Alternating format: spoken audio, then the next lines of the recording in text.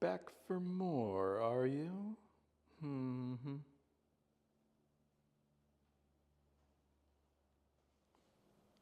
Hello viewers, welcome back to another episode on the Grumpy Penguin channel.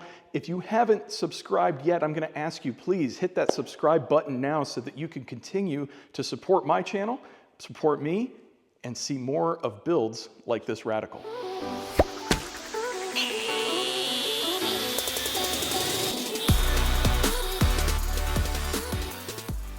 All right, let's get into it today.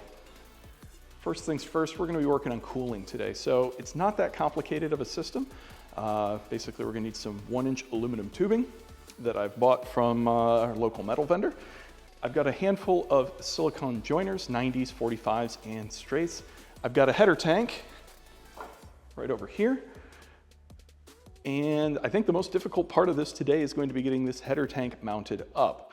When I bought the car, I had many of the bits and stuff in boxes. One of the things or systems I didn't get anything from was the radiator and any of the associated coolant hoses. So kind of making it up as we go today. So that's just gonna be a little bit of fab work, a little bit of mounting solutions, and we should be all good to go. So let's get into it. All right, as I said, I think the hardest part, and probably the part I'm gonna start with today, is mounting the header tank.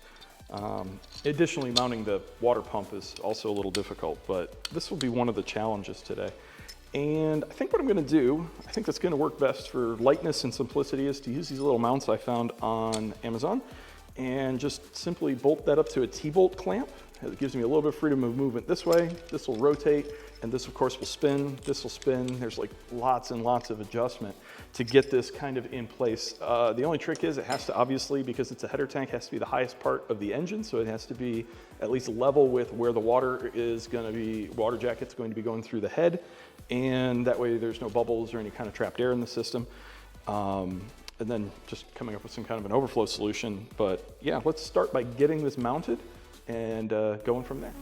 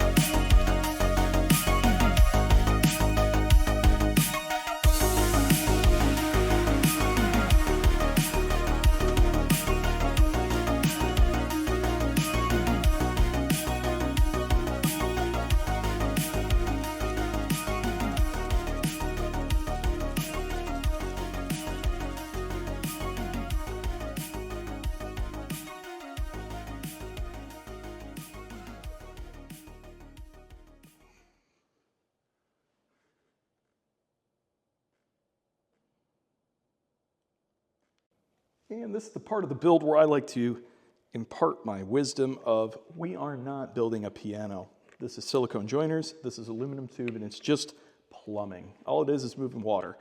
Don't overthink it, just make it connect and try to keep it away from the extra hot shit because that can cause problems. So the best way I've found to cut these silicone joiners is to put a hose clamp around them, gives you a nice square cut, and as long as you get the hose clamp where you want it, it's pretty easy to use a knife and just trim around that edge. So, yep, that'll work.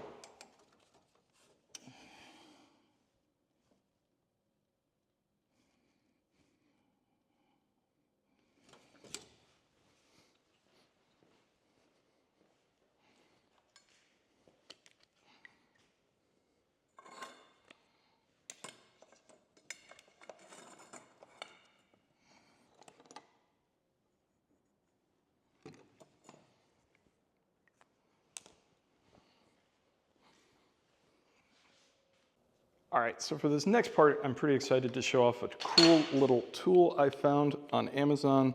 It's a bead roller that's capable of doing smaller tubing. It seems like oftentimes with these little cars, you're doing really thin, 1 inch, so, or not thin, but small, 1 inch sized pipe. And a lot of these bead rollers just are too big. So found a little one on Amazon. It was like 40 bucks and it does a pretty bang up job. And you slap it in the vise. You fit your pipe, give it a little test roll, make sure you're in there square, and you just kind of clamp down on it. And slowly but surely,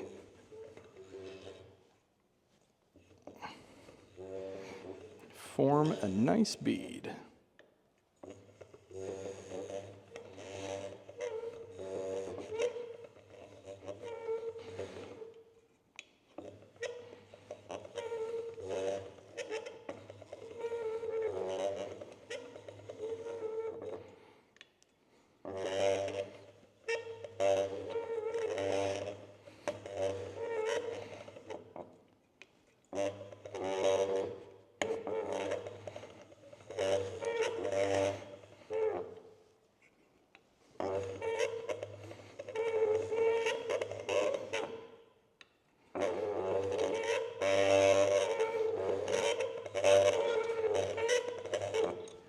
Never sounded like that before, but here we are. So after a couple of minutes of turning, you get this beautiful little bead for a hose clamp to not slip off. So awesome tool when you're fabricating little things like this. So yeah, gonna do the other side and we'll get this pipe installed. All right, so for my next trick, no, just kidding. All right, the next order of business is to get the upper radiator hose done. Now, this pipe did come attached to the engine. Not sure what it was for. Obviously, it went into some kind of weird thing. However, it is nicely welded aluminum, and it's got damn near the right bend on it. So let's see if this will be close enough to make this work. And what I can only describe as an incredible stroke of luck, that pipe fits up very, very nicely, stays away from the headers. Couldn't be easier. Glad I could recycle a part. Okay, the next thing I'm gonna try to incorporate, and I think I have just the spot for it, is this little guy right here. This is a preheater. You can see it's got 110 volts. It draws about 400 watts of electrical power to pre-warm the water. I think this is going to be critical, or key at least, on those cold mornings, the early events, late events of the year, where it's maybe 45 or 50 degrees in the morning. And rather than just starting a cold race car, kind of do a little hack from F1 and pre-warm the water. I'm also going to look into pre-warming the oil, so that way when I start the engine up, everything's pretty much up to operating temperature. It's going to have a lot less condensation in the oil, and it's going to allow for a much quicker warm-up time before being able to run the car. So you can actually get some temperature soak in the block and everything without just running the motor at idle. This is still a stock Hayabusa motor, but eventually I'd like to put a nice hot built motor in it. And the idea of just having that sit there idling for 30 or 40 or 50 minutes in the morning on a cold morning just is not good. I don't want to put that much time on the engine. I want to preserve that motor a little bit. So I think this will help a lot, and I have just the spot for it.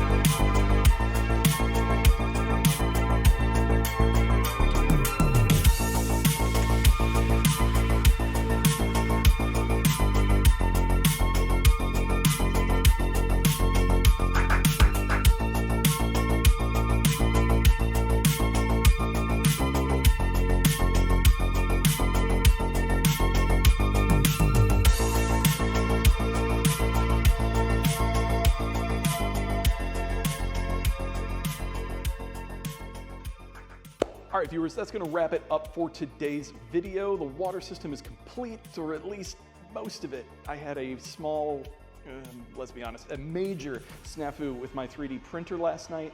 I went to 3D print the water pump bracket, and the 3D printer exploded. So, parts are on order, gonna repair that.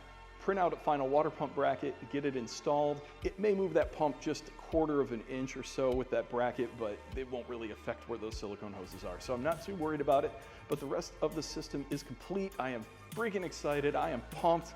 We are this close to getting to be able to start and drive this car, except, well, if you looked outside, can't see outside, there's snow everywhere. So there won't be any driving of it anytime soon, but the next video is going to have the wrap up of the fuel system, going to get the pump installed and get the lines put in. And then we're probably just going to have wiring left to do. I have the harness. Simple matter of plug and play and feeding some power wires. So I'm really excited for that, to show you guys that. It's going to be all coming up very soon. I'm trying to do once a week videos here, so stick with me. If you like what you saw, click like, click subscribe, stay tuned. There's going to be more radical content coming up on the Grumpy Penguin very soon. Thank you for watching.